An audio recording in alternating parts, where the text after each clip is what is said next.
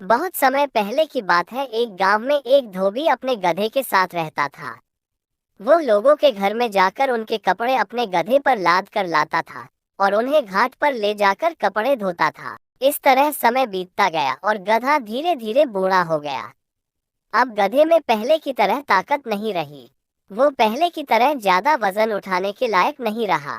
एक दिन की बात है, धोबी लोगों के घर पर जाकर कपड़े गधे पर लाद कर घाट की तरफ जा रहा था। उस दिन बहुत ही गर्मी थी, जिसके कारण कमजोर गधा और ज्यादा थक गया था। घाट की तरफ जाते समय रास्ते में गधा एक खड्डे में लड़खड़ा कर गिर गया। धोबी ने अपने गधे को खड्डे में से निकालने के लिए बहुत कोशिश की, लेकिन वो उसमें सफल नहीं हुआ। गांव के कुछ लोगों ने भी आकर गधे को खड्डे में फंसा देखा तो उसको बाहर निकालने के लिए मदद की, लेकिन वो सब भी गधे को खड्डे से न निकाल सके।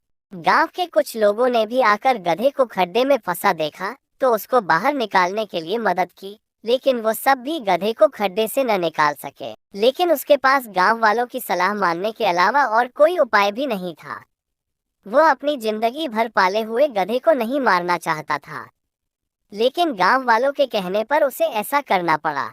इसके बाद सभी उस खड्डे में मिट्टी डालने लगे। गधा पहले तो डर गया कि गांव वाले क्या कर रहे हैं, इस तरह तो वो खड्डे में ही दफन हो जाएगा। लेकिन उसने हिम्मत नहीं हारी। तभी उसको एक तरकीब सूझी।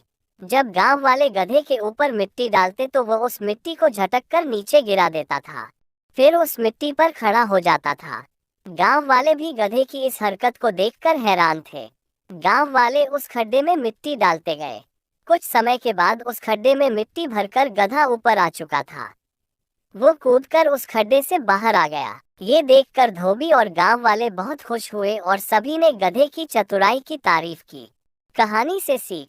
इस कहानी से हमें ये शिक्षा मिलती है कि हमें कभी भी मुश्किल परिस्थिति में घबराना नहीं चाहिए और चतुराई से काम लेना चाहिए, जिस तरह गधे ने चतुराई से काम लेकर अपनी जान बचाए। तो दोस्तों, आपको ये कहानी कैसी लगी?